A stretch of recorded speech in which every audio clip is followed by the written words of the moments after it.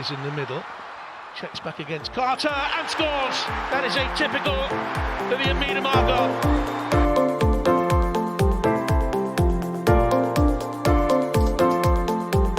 Quickly gets it back again. Oh, what a goal!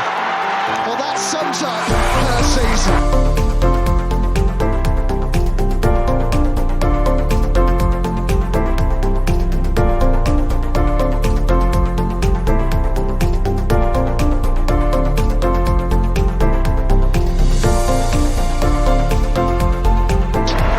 The Gunners are WSL champions.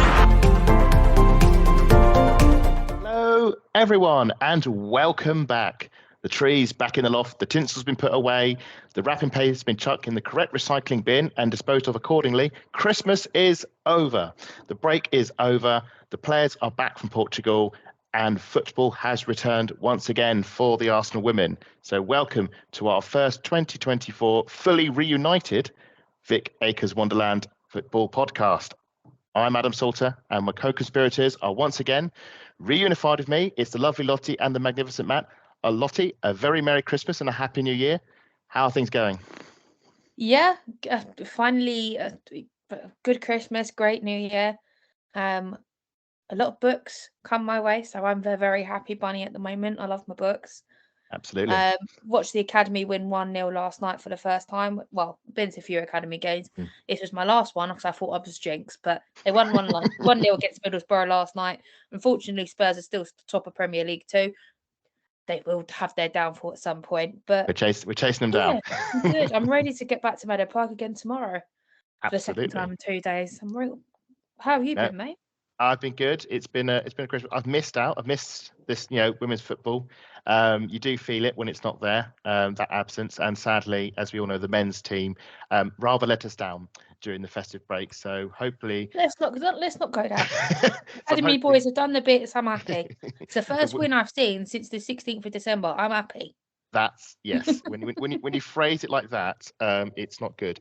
But hopefully, winning ways will return. And of course, the magnificent Matt. How are you? How was your Christmas? It was good. It was nice to have the family, go over to the family and be nice. And I don't know what it is, but it seems to be there wasn't as a lot of bickering as there usually is. So I don't know if it's like a post-COVID thing now where. Sorry, a Christmas without arguments. I mean, yes. What? It was very rare. How does that work? Yeah, that's a new concept to me. What happened there? I mean, it's a nice concept. I like the sound of it. Do tell us more. I don't know. Maybe my aunt and my gran decided I had CBD oil or something from Paul Mercer as a Christmas present or something. I don't know. Well, I hope you all got lots of presents because no Christmas for an Arsenal fan would be complete without an Arsenal Christmas present. So this was mine, which was a Arsenal drinking flask, which I was very chuffed with. And I've got somewhere, though it's bucks away at the moment, which was an Arsenal Lego football set, which I'm hoping to have assembled at some point to have proudly upon my desk. You've got to show us it once it's up and running. When it's up and running, I'll build it and I will show it. It's in my other room at the moment. Yeah, and you realise you're going to have to do a progress video for the channel. I will. I'll put it on my TikTok. Day one, I'll just do it brick by brick every day, and just slowly, I do a photo every day if it's slowly building. And the other thing I got was of course, the Arsenal Women calendar, which no Christmas would be complete without, and that proudly hangs in my office. So bring a bit of. I'm still waiting one from the Arsenal rewards. It still hasn't arrived. I ordered it in November. Oh dear. Well, hopefully they bring. Now halfway through January, Arsenal. What's going on? I know, but this point they'll be in February, and the Manu page will be useless. So Matt, what Arsenal paraphernalia did you get for Christmas? Well, I've been asking for some more socks, and I got spare my lucky match day socks. So, adding up to the match day uniform, shall we call it? Absolutely. And Lottie, did you get any good Arsenal gifts this year?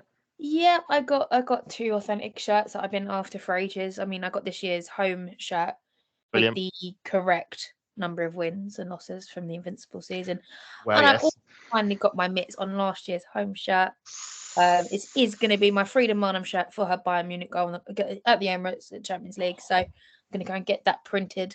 Fantastic. I just need to check on the back whether she had L. Marnham or Mornham. I think she was an L. Mornham. I think she would have been L. Mornam.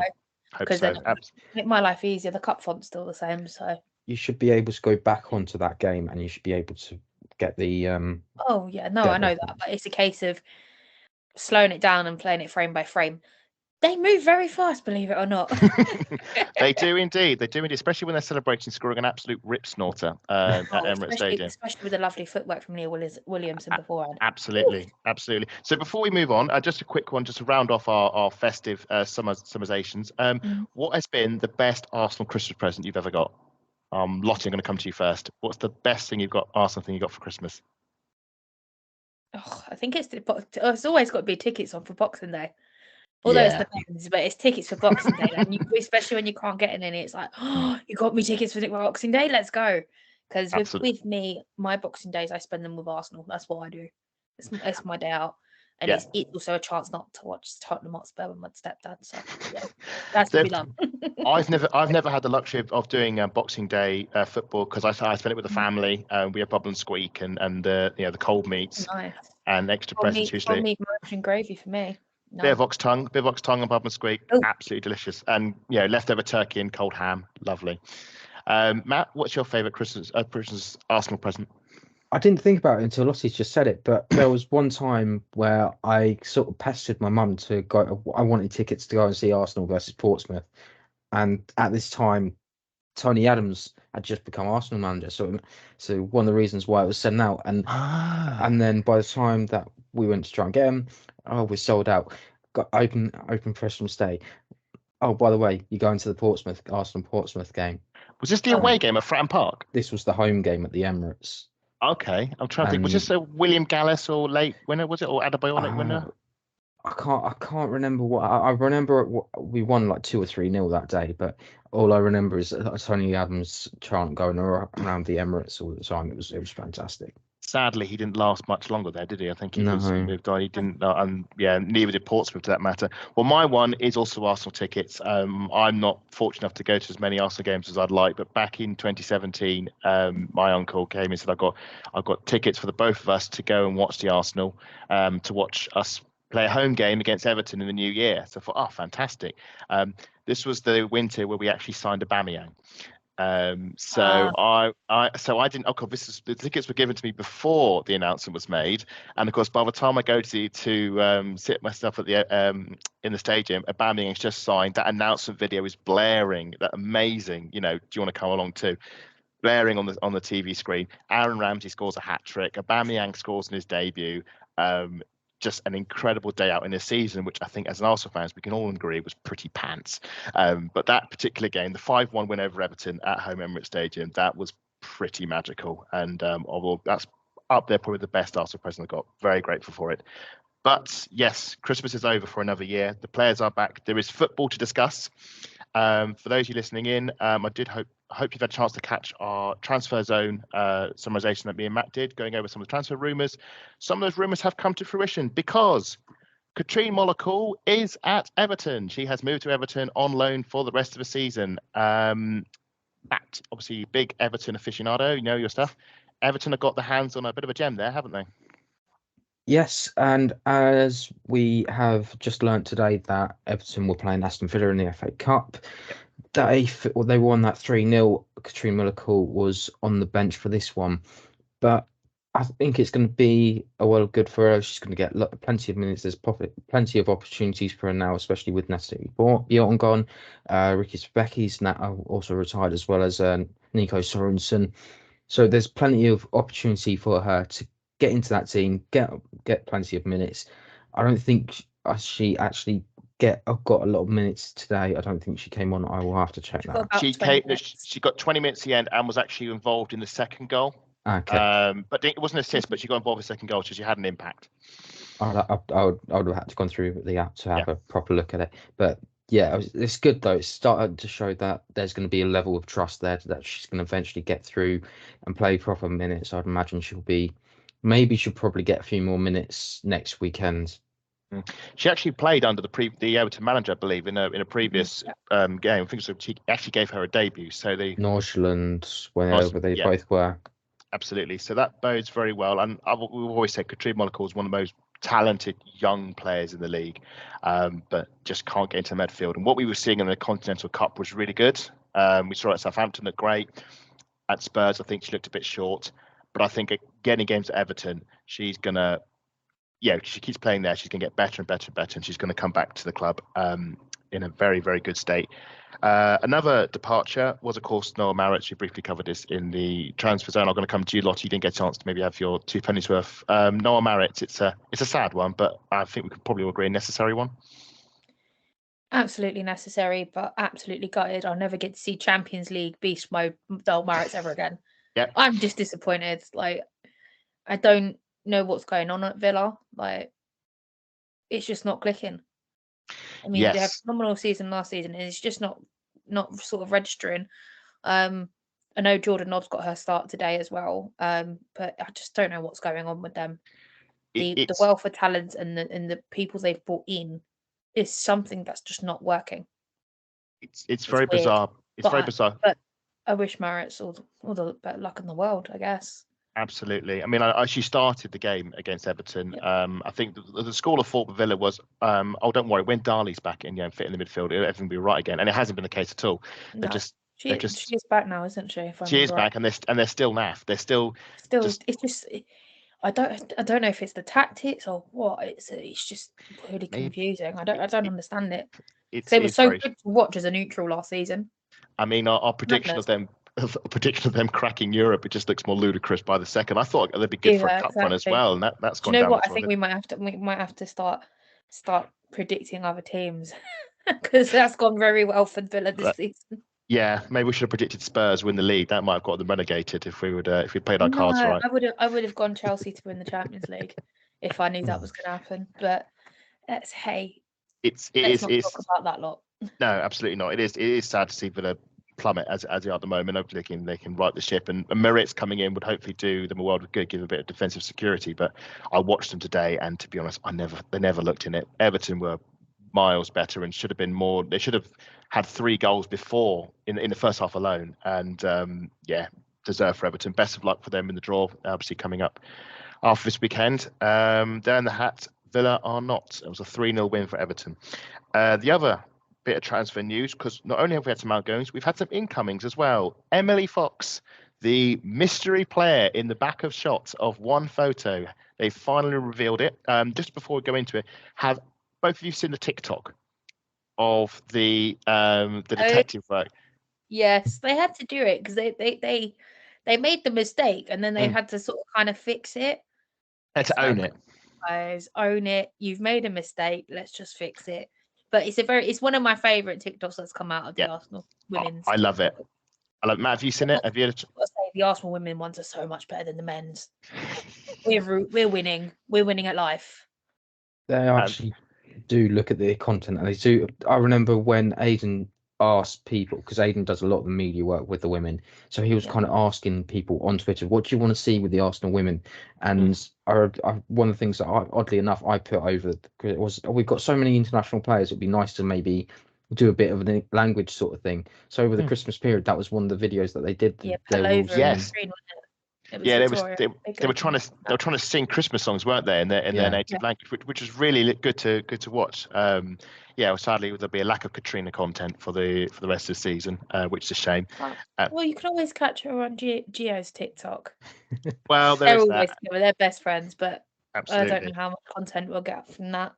No, but the TikTok was, of course, the detective one, which I thought was very clever, and I know they also did a second one. I think it was might have been a Big Brother thing with, I think it's, well, would you want another one? Because of course this is our third recent Tar Heels acquisition, and our fourth in total, because obviously we had I think is it Kelly O'Hara? I think it is the American friend. Heather O'Reilly. Sorry, Heather O'Reilly. Afterwards, my mistake, slip of tongue. Heather O'Reilly. Name forgiven. She only with us for a season, but she was the first Tar Heel to come over, and many more have followed since. And now we're up to Emily Fox. Lottie, how excited are you to see potentially see her play this weekend? Because she is eligible to play at Watford now. It's been confirmed. She could make her debut. I did see that this morning when my notifications came up. She's got Raffaele's number, and she's got big boots to fill. I want to see what she brings to the table before I cast any judgment. I know it sounds like I'm being judgy, like, oh, she's got big boots to fill, but Have that number. I will always treasure it as Rafaeli's number at this point. Is But there a players point where move we on have and to? it's time for Yeah, some new blood. So we do have to move on for Hafa. I mean, I know she was great. I can't. I Just can't get over it because she keeps posting pictures of her and Leah, and I'm like, just come back. just unfollow her on Instagram. That's what I've done, and No, I I don't can't feel do any it. pain when I Can't see do her it. now. From what Can't I've do heard, it. she's one of the best right backs in the world. Played with the USA Yep. at the World No, Cup. Only she definitely conceded is. I mean, she 3 clean she sheets out of impressed 4. me at the World Cup. I briefly watched her, but I didn't watch the USA games as intensely because the arrogance and the attitude just put me off completely. I was like, no, I'm not watching this. And the time zones are rubbish. I did watch the penalties on the Community Shield Day. That was fun.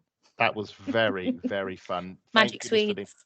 You know what? I wonder if it was awkward rocking up to the locker room with Stina, Lee, and Amanda.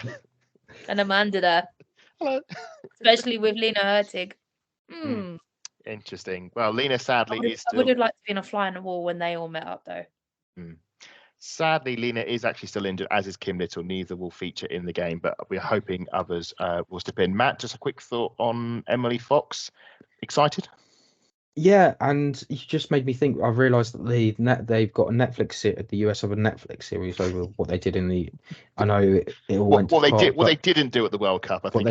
What they didn't do at World Cup. But I'd be interested to see how she comes across in that. As I mentioned in the transfer zone, there was a video that she's done with the US to sort of give a little bit of a background. Talks about her pace quite a lot, and she does come across as a very determined person and very versatile player because Adam, you said she can play left as well. So it's almost like Noelle, where she can play left and right, but she's of a higher quality. If you no offense to Noelle, just that the US are very much the winners and in history, and that sort of characteristics have been brought in through for her. And at 24 years old, there's plenty of room for her to grow and develop even more. She sees this as a challenge. She's away from home for the first time as well. So it's going to be, to use one of my favorite words, interesting to see how she copes. I loved an unknown of a new signing. That's the thing I'm looking forward to because I haven't really watched much of her play. What I'm really excited about is that she's back with Lotta and Leslie because they all used to play over in the US together. So they've got that sort of foundation for the playing on the field together. I just want that to build up and grow. And I've seen obviously Woso and Arsenal Twitter have gone mad when it was all signed, and people have been posting pictures. The only person that still looks the same out of all three of them is Lotta. She doesn't age. No, she looks doesn't. the same.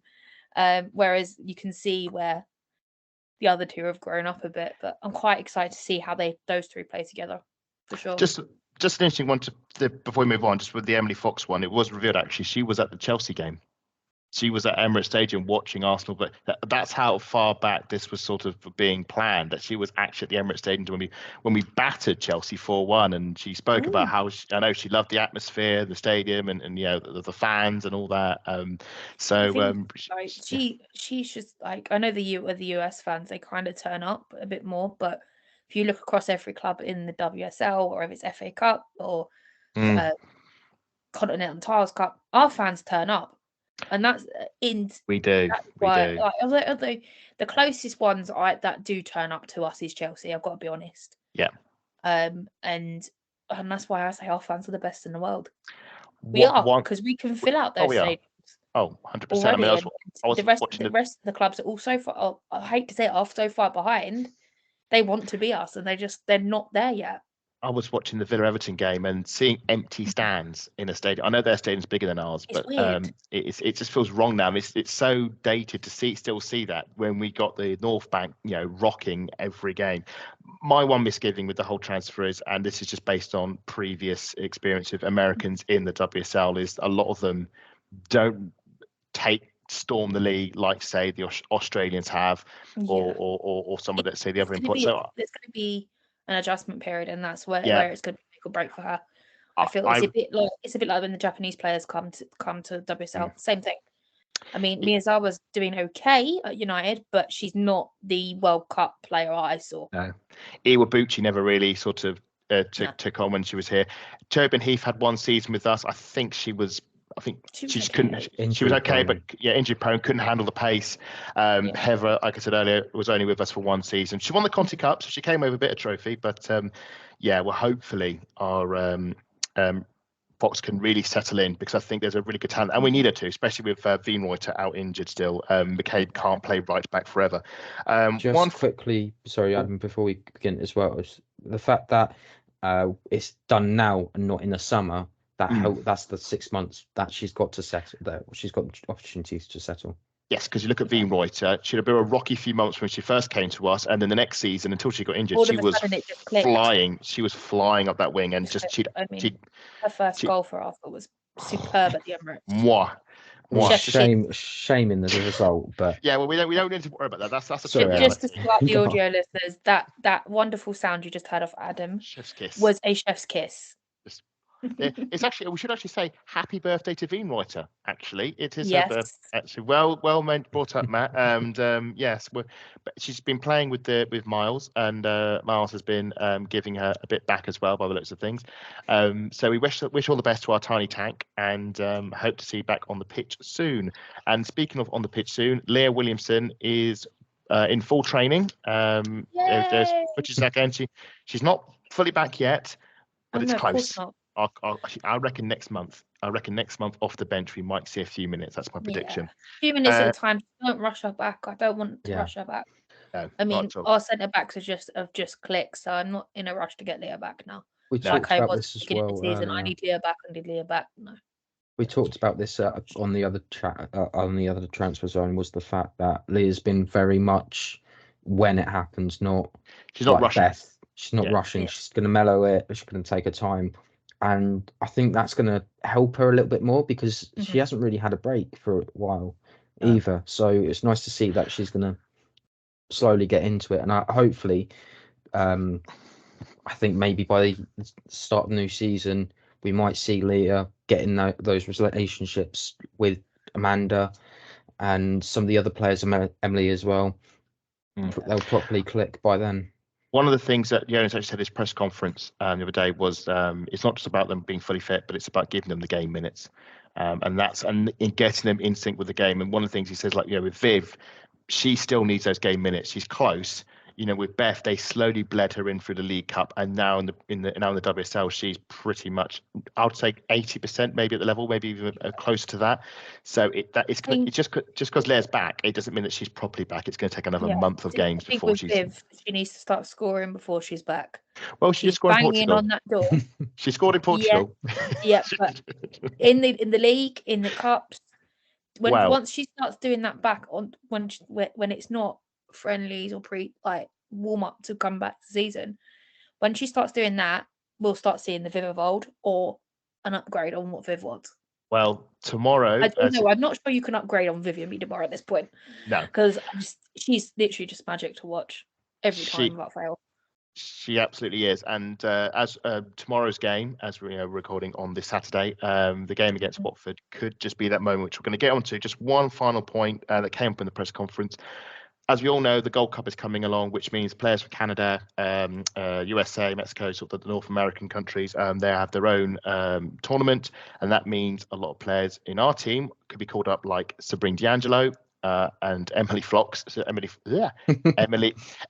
Fox, like the animal. Who, the moment who has just arrived, is going to immediately depart. So we need cover for South's position. So there's rumours that we're in for a player called Sarah Buhadi on a short-term deal to simply sit on Sab's space on the bench. That Manu would still be the number one keeper, and Sarah would basically be in cover, which I think sounds like the Jodie Taylor sort of deal we had last season. That's a rumour at the moment. It's a short-term deal, so she may never play at all. And we'll wait to see what happens.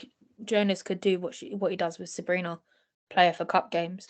Mate, it depends how we do in this. It depends. It is going to be. It would be a short-term deal. I don't know much about that keeper, so no. Well, she's a free agent, so there's no purchase involved. She's on the market. Just we can just pick her up, sit her on the bench for a few games, and when Sabs comes back, then she's third, fourth choice. It would obviously have been Kaylin, had she not sadly done her ACL. And as we said on the transfer zone, we wish her a speedy recovery. But there is a game to talk about. We've put it off for too long, so let's dive right in. Arsenal versus Watford, our FA Cup campaign, begins Sunday at 1:00 in the afternoon at Meadow Park. We've actually played Watford 3 times before, all in the League Cup, and they've all been wins. And the last time we played was in 2017. But this is a cup tie with a bit of a twist, because 3 players who are playing for Watford also play for us in Michelle Adjumang, Katie Reid, and Layla Harbert. So they're eligible to play. They are eligible to play, so they are on loan. I was wondering that, so that's going to be interesting. So Jonas was asked about this in the press conference, and he understands that he wants to obviously win the game, and of course he could play ultra competitive and just pull the rug out from Watford's feet and go, no, you're not playing your best players effectively against us. But he also respects the fact that these are his players, and he'd be actually long term inhibiting his own team by not letting them develop and play against what will be, whilst I think a rotated Arsenal, will still be a very strong Arsenal side. So he's saying that they will play, and I think it's going to be interesting to see how those 3 play, because this time last year, obviously, it was the Leeds United game, and Adjumang actually scored her first Arsenal goal for Arsenal against Leeds, and now she's on the other side of the fence. So it's something we've obviously been rather looking forward to. Also, I'll throw it to you, Lottie. How excited are you to see potentially in the Watford side 3 young gunners make their run against us? Conflicting? Do we want them to do well? Do we want to see them score against us? I do want them to have a good game, but you've also got to take a look at where they are. Watford as a team are in the league. They're looking to be relegated at the moment. Yeah, but they're bottom of the Championship. So it's not fantastic. I mean, they're only a point behind. Is it Lewis? Have I pronounced Lewis? That Lewis. Lewis. It's Lewis. Sorry, I don't. That's one word that throws me all the time. So I apologise to anybody else who wants to sit there and laugh at me. But they're a point off it, and they could claw it back. But again, you need to look at their form. I mean, they've drawn 2 and lost 3. I think this was a game where they got... Sorry, Lottie, go on. Sorry, it's just their last 5 games. Yeah. Don't ask me specifics. No, I was saying I thought there was a game I saw where Adjumang scored and they went like 2 or 3 goals up very quickly and then drew the game 3-3, and that might be the correct. That would be London City Lionesses. Thank you. That's a shame for Watford, because I think they only came up last season. I think they beat Forest in the playoff to get to the WSL, and it's a local derby for us. Obviously we are the favourites going into this one. But I expect us to rotate. We should say another big thing that's happening with this game is the No More Red campaign.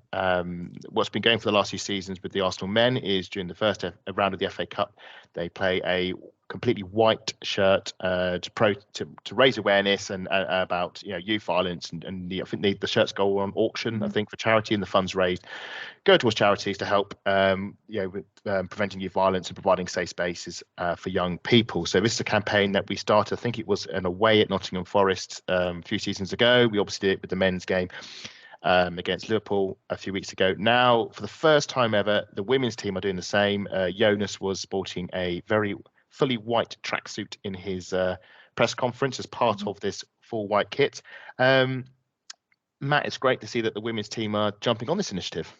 Yes, and just to throw it back 3 years, the first game that we did this in, we were only allowed the tracksuits, and that was against Birmingham City. I was at that game. It didn't go that well. Not that game. Say that. Oh no. Yes. So the women's team had the tracksuits, but not the shirts. It was just not the tracksuits. Shirts. No. Right. Yeah, okay. The following seasons, we actually had the shirts during warm up, didn't we? Yeah. And now we've got the kit, and I'm just a bit. As much as I appreciate the good chords and everything else, I don't like that kit on my club. I'm a bit, and it's a bit Spursy. Yeah, I didn't want to say it. You said it. Yeah, when it comes to the men, I expect it. Now I'm like, okay, we're not going to win any of this. Just leave it. But now I'm worried that I don't want to call it a curse. But it's going that way. So it's going to happen. But I don't think I the do get girls are that. going to let Watford slide No. past us. I think we have to look. This is obviously a course that goes beyond the football match having on the pitch. I think maybe that should be the greater focus. I mean, I don't think we win. I know we used to talk about curses. I try to avoid those thinking because there's no way, unless you're Man United and you're losing away at Southampton, there is no way a particular football shirt actually impacts your ability to play football and the potential result. I think it's an amazing cause. Obviously, if there was an auction happening. I wouldn't want the shirt. It's not a shirt I would want to wear. I would like to wear a red shirt, obviously. But I think it's an amazing cause, and I think the money raised does a lot of good. And it's great to see that now the women's team, they've now done the same shirts for the women's side. Look forward to seeing them playing it. It will only be a one-off game. They'll be back to their normal strip for the Everton game the following weekend. So yes, bravo for Arsenal with the No More Reds, and hopefully it has a positive impact with the charity they donate for. But onto the game itself, I think we can all agree it's going to be rotated. So Lottie, going to come to you first. Sabs in goal? Yeah, she's going away for the Gold Cup. I think that might be the wisest decision at this point. It'll get her some minutes for the first time in the new year. Their normal service will resume for Manu on next Everton. Sunday against Everton. I think it's just common sense for me at this point. Yeah, we need to keep Manu safe because we don't want Manu being injured when the Gold Cup happens. Absolutely, because then don't give me that look. You act like I've jinxed something. Matt, could we be seeing an Emily Fox debut? I think so. I think this is the one game that you look at and go, there's an opportunity to introduce yourself to the home crowd. I mean, get a nice early goal. Yeah, well, yes, but also effectively, this is your home game. Well, it is a home game. This is your new home. You want to impress. You want to make sure you go out from minute one and give 100%. I think we will see her definitely. If I was thinking of anything in defence, the only change I would probably make would be that Lottie comes out and Jen comes in. But then again, it might be the other way around where Amanda goes out, Lottie stays in, she goes next to Emily Fox. But hang on, could we see the return of the legendary defensive partnership that is Yen Beattie and Lai Kadina? That is, could we see our Conti Cup final defensive partner, Conti Cup league so far in the group stages? That has been the defensive partnership of choice. Lottie, I saw you were wincing there. Do you think he will fall back on his previous cup run defensive partnership? I have no idea, if I'm honest with you. It's like, I'd like to see a bit more of Leia, and obviously I want to see Jen. I like watching Jen Beattie, always have done. Just not next to Lotta Woman Boy, unfortunately. It's just that scares me. But yeah, no, I wouldn't mind seeing Leia and getting her some minutes. Absolutely. I mean, yeah, Leia Kadina, when we signed her, looked to be the natural left, because she plays left side centre back. We thought that'd be the case. It's obviously Amanda's now the first choice. Jonas is a bit spot for choice there.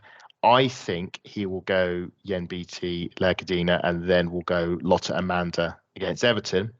As long as he doesn't play Lotte Wibben-Moy and Jen Beattie together, then we can all sleep soundly. I'll be sitting there. I will definitely need to take my anxiety tablets with that. If that's going to happen. I've actually thought about that. I'm going to have to. With no Hurtig got injured, left wing is probably forward. Do you reckon, Matt? It's difficult. Or who else could we play there? Do you know what I do? I throw Stina out there. Who? Stina. Like you put Stina on the left wing. Well, what I'm saying left wing is because the next question is obviously left back, and that's usually either Katie McCabe or Steph Catley. So that's what I'm thinking. If you're playing forward, you'd logically play Catley, so as we're trying to work out how would you arrange those three, or would you put McCabe as a left winger? So what would be your left back choice? My left back, oddly enough, is Steph. You stay with Steph. I would stay with Steph. The problem is that we don't really have anyone that can really fill that left back role that hasn't had minutes compared to both Steph or Katie. Yeah, they have played a lot. I have a feeling that Caitlin's going to be on the bench for this one, so I imagine Katie's going to be the forward. And she's also the Ah. captain. She's also going to be the captain for this game. So you play Because Katie Kim. start Katie at full up left wing, so in a Yeah. proper position, and then have Steph as left back. Yeah. Okay. Well, if Monaco hadn't gone on loan, I would have expected her to start this game. As it is, she's not. Which means for me, Lottie, I think this paves the way for your favourite central midfielder to make a potential start in the centre of the park. She's muted. She's muted herself. Oh gosh, not again. So Oh what were my you? 35 minutes into the new year, and we've had our first mute cock up.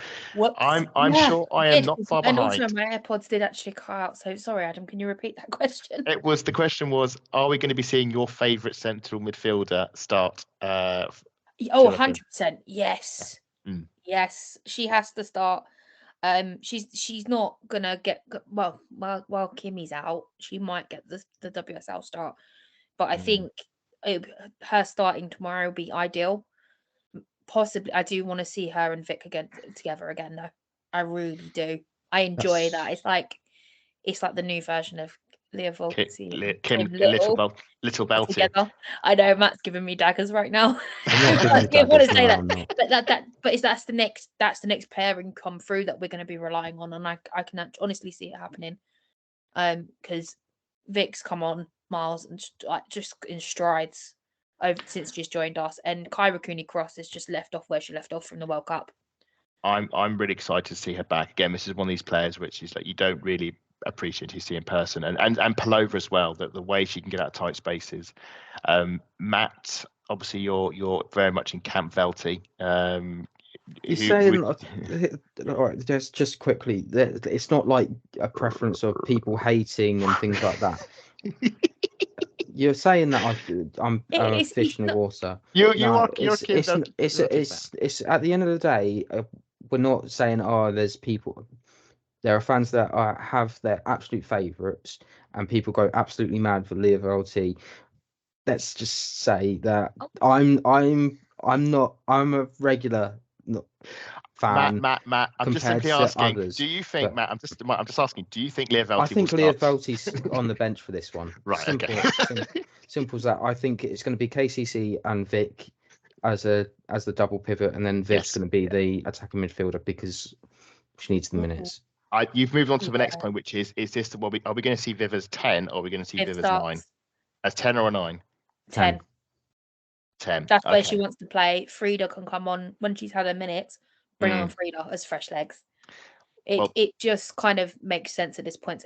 As you said earlier, we're bleeding her back into the Arsenal squad. Well, although it won't be red this time round. No, in a twist of fate.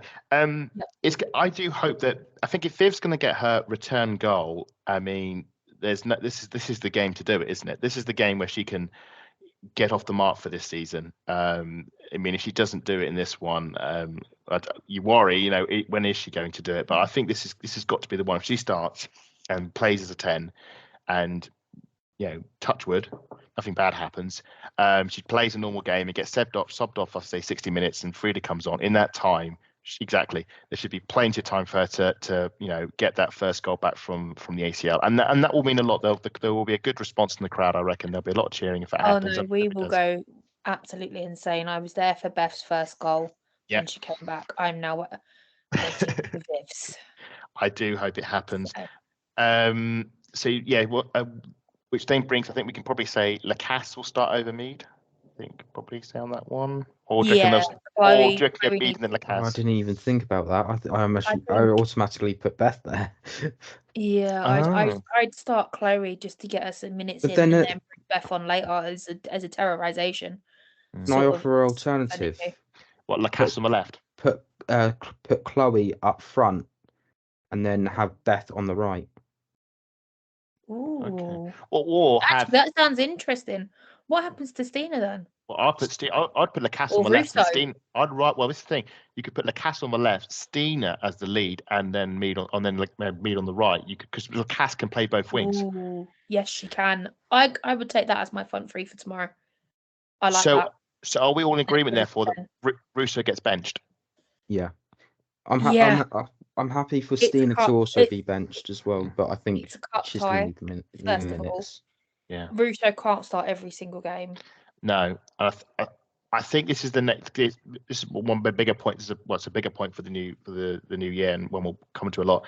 I think there needs to be a greater courage from Jonas to bench some of his best players for as I say, the greater good. He needs to have the courage to bench players like Mead and McCabe and Russo and saying, and not just like for league Cup and FA Cup games, but actually in the league as well, because we can't have Katie McCabe trying to squeeze you and playing in every position. You've got to have the point we say, no, the players are good enough. I can bench McCabe and win this game, and then I don't have to, I don't run her into the ground. And hopefully, as these more players are coming back from injury, and the newer signings are better integrated, we won't see McCabe being shoehorned in at right back, or we won't see me playing every game, or Russo being forced to lead the front line in every game that Steiner will get the chance, because I think Steiner and Russo are joint top scorers at the moment, or something like that there. I mean, in fact, at the attack is something Jonas brought up in his press conference. The fact is that we're not creating higher quality enough chances, and hopefully this is something they've worked on in Portugal, because we were all there for the Spurs game, and I never was convinced we were going to score, and hopefully that comes to fruition against Watford, because I think there's a chance. I think it was 9-0 against Leeds United last season. So Arsenal, if they're really on it, because I remember the previous season we had London City Lionesses in our first game, and it was an awful game, and we only won 1-0 because the defence made a mistake and Meadow scored, and it was turgid. So hopefully they're on song right from the off. So to sort of close out this bit with the preview of Watford, can I get a score prediction from the pair of you? Ooh. I'm going to be really horrible to Watford. I'm sorry, Watford. Don't say I'm 10-0. I'm going to say 5-0 to the Arsenal. I'm sorry. Wow. Okay. I'm sorry. If their form has been as bad as I've seen, and that's just me reading stats. I don't actually watch Watford. Please don't take my word for it. But okay. Yeah. All right. Okay. Well, I've actually got a follow-up it. question for this, but you're saying 5-0, Matt. Yeah, I've been lucky enough to watch a little bit of Watford this season, and it feels weird that they've gotten. I've just looked at the stat now. They've got 2.25 goals conceding per game. They are in a relegation battle. I think it will be too much for them, but I would make sure. I imagine that Jonas would have taken what happened at Southampton, at St Mary's that night, and don't underestimate.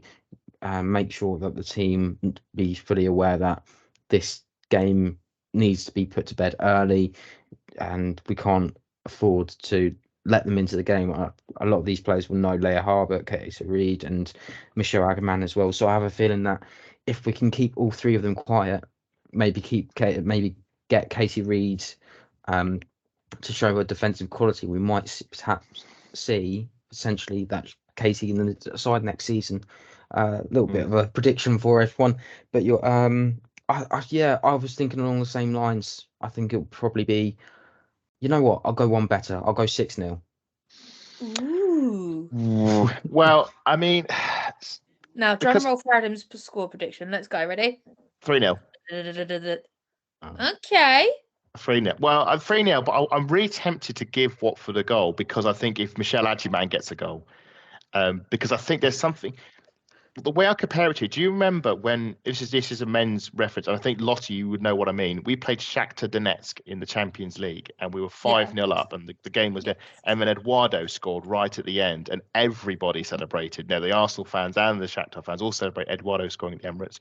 And I think if Michelle Agyman got a goal, let's say a late consolation, we'd all celebrate it. I mean, if it's the winner, we'd probably she's one of our own, regardless if she's on loan. Yeah, it's the same with Katie Reid and Leah Harbert. Leah Harbert. Like, we'd celebrate anyway. I mean, I know you predicted. Especially Michelle. We've seen Michelle against Leeds, and we already love her to bits. Do you know what I mean? So I'll just throw as a sec. I know you both predicted that we're going to shut out. So this might be a silly prediction, but just in isolation with the Watford players, could you see Michelle getting a goal for Watford at all, potentially? Potentially, depending on the back line. Depends if we get. Yeah. I would suggest. It depends who the centre back pairing are. Yeah. and how switched on and how communicative they are. I would just And imagine. that Sorry, on Lottie, go on. rotation worries me. So we'll see. Sorry, Matt, go on. No, I was just going to say, I think it's going to all depend on how Leia Harbert acts in that midfield. She is very much she's very instrumental in how they play. But just to run some other stats, Watford's top goal scorer is Carly Johns, and Abby Lafayette has 3 assists for them. Johns has 5 goals for them all season. So there are plenty of other players, not just Arsenal's own, there at Watford. Absolutely. Oh no, of course. Absolutely.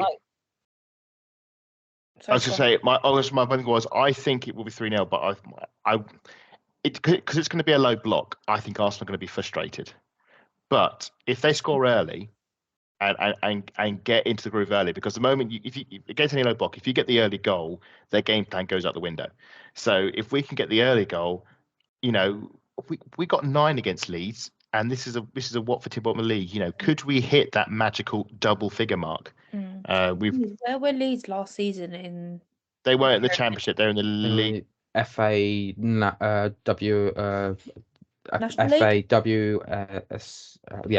FA Women's National League. So there's the league below. We'll have a little bit more.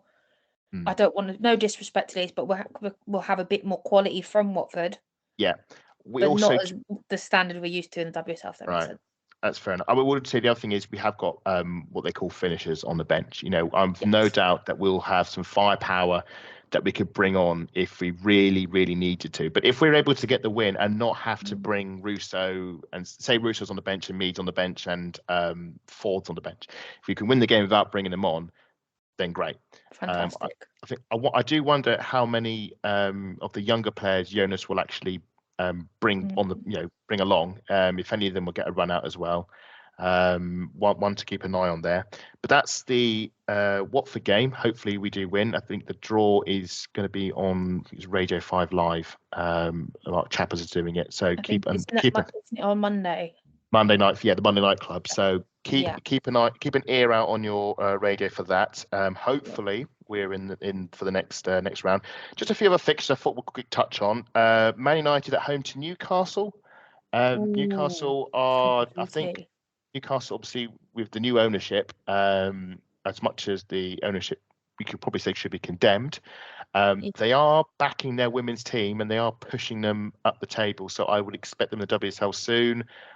But I think this game is too soon for them in their development. Okay. I think we can probably say Man United to win this one. Do you know what? I'm going to go the opposite way. I'm going to back Newcastle for this one. Really?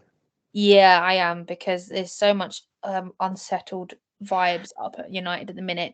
Yes. Mark Skinner's thrown a curveball at me, backing the fans that are calling him to be out. But everyone's titled their opinion. There is a lot of turmoil up at Man United. Yeah, but he sort of backs them and for wanting him to be sacked, and I'm like, what?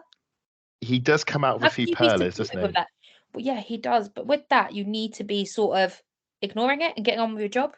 Yes, because he's got all that talent. It's not really happening for him, is it? I don't think Skinner is the most media savvy of managers. He does drop a few stinkers in the press conferences. I'm not saying Jonas is perfect, but certainly when I hear him talk in the press conferences, I do get the impression he does know what he's talking about and does talk a lot of sense. Skinner is a lot more emotional and does drop a few wobblies.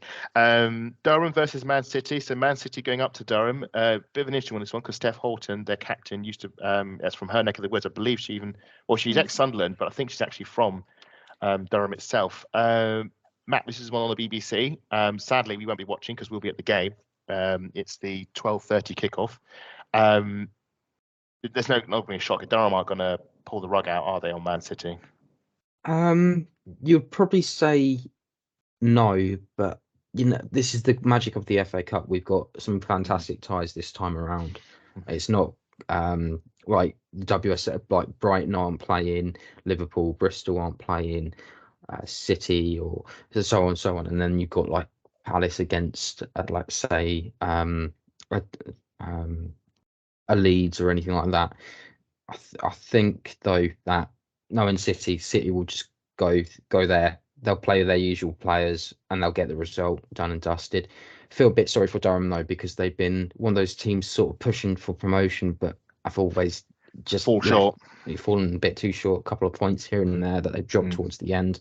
It's come a bit too soon for them, but hopefully we might potentially see them in the WSL soon. I think if it goes to penalty, if they can get it to penalties, because we know Man City are very easily frustrated in attacking. If Durham can get their low block correct, they could nullify Man City, because we just know it's going to be Hemp and Kelly whipping crosses in for sure.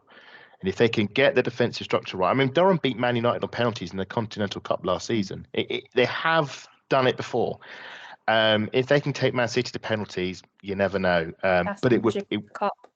That's the Magic of the Cup, but it would be a colossal shock. And I think with the firepower Man City have got, although we should say, I think it's Castellanos.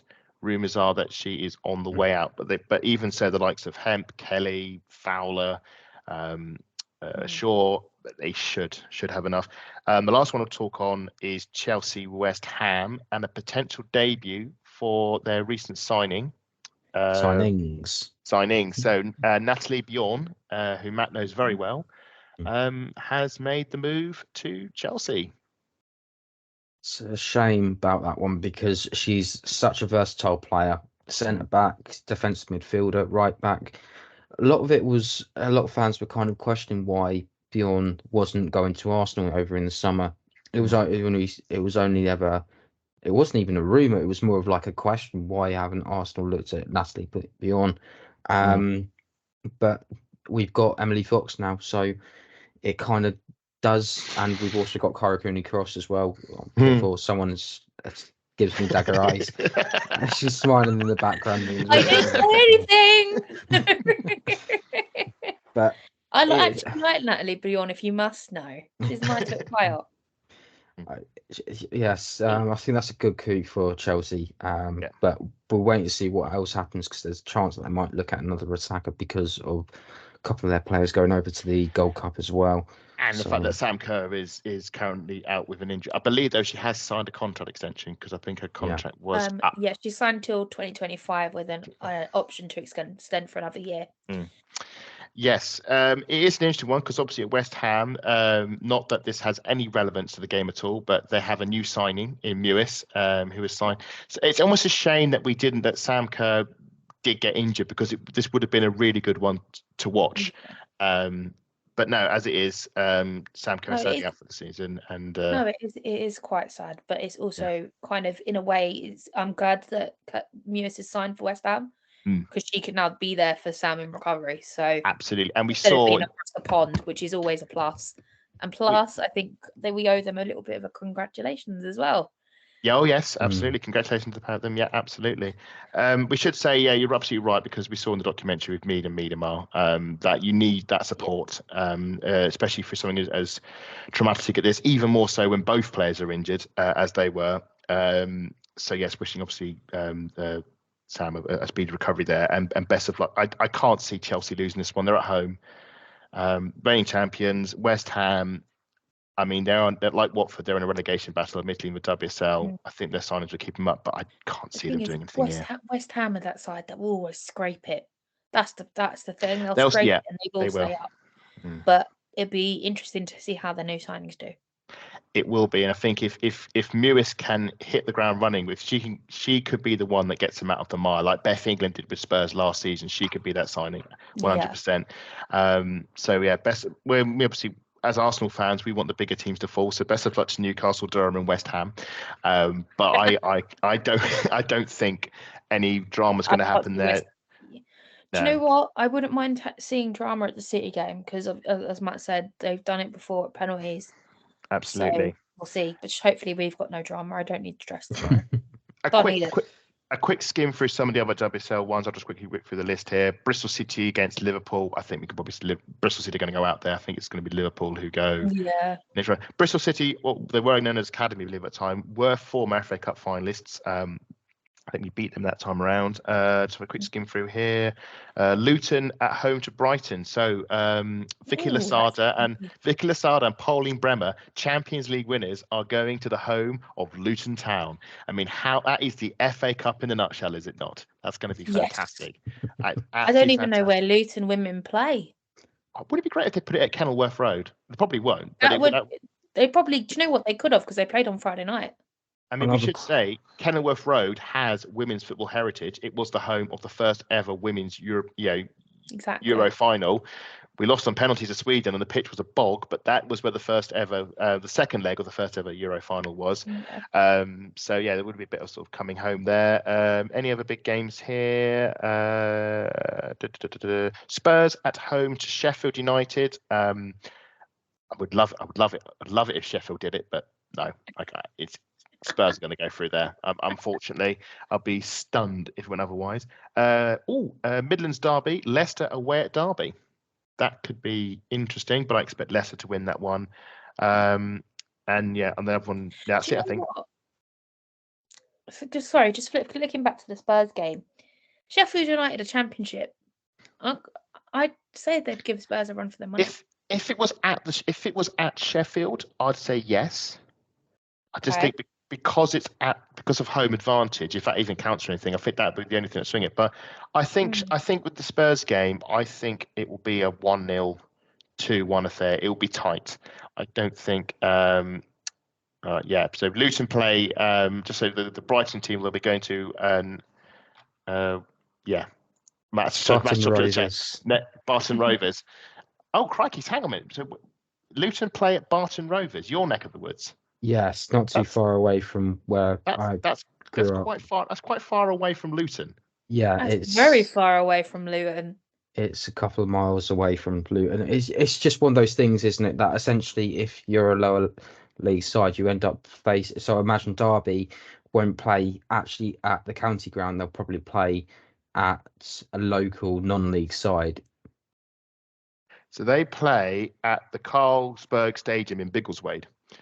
To Luton ladies. So yeah, that's big. So which is, I think, it's near Peterborough actually. So that's a bit as bizarre as Brighton women playing in Crawley. Yeah, that's always been the weird one for me. That is just you're going to a tangent. Who goes to Crawley? I do when I get on planes to go to better places. That's it. That's the only purpose of Crawley. Is Gatwick Airport. No offense to anybody that lives there or anything like that. I don't know what's so great. I'll be honest. It just doesn't. I think those who live in Crawley, I know people live in Crawley, good people live in Crawley. I've never really heard people compliment it. It is a modern town, obviously built for the airport, but Brighton are looking to build a stadium closer to home. I mean, for me, they should just move into the Amex because it's a cracking ground. Speaking of that, they can take the train directly there. They don't have to worry about getting. Yeah, absolutely. So buses or whatnot. That's it. That's enough time, I think, for the entire pod. We pretty much covered everything. Wishing apart from Watford, we're wishing all the underdogs all the best of luck. Hopefully, we'll see a few cup sets, Magic in the FA Cup and that what. No, just leaves me to say to my fellow co-conspirators, Lottie, where can we find you on social media? You can find me on Twitter at Lottie_AWFC or on the pod's Twitter page, VAW Pod. Excellent, and the followers are coming rather nicely. So thank you to everybody who's following the pod and keep on the Twitter sphere and keeping up to date. We'll hopefully have more pods coming through throughout the new year. Matt, where can we find you? You can find me at MattLR28. Absolutely, and if you want to follow the nonsense I put out, you can follow me at AdamSalter4, and you can also keep an eye on the Sporting Her site because I will be posting hopefully more Arsenal-related stories and updates throughout the year. But no, that's it. That's all the time we have for. It's just over to the game against Watford. Hopefully we'll be able to see Emily play her first game for Arsenal and hopefully a win to take us into the next round. But until then, take care, Gooners.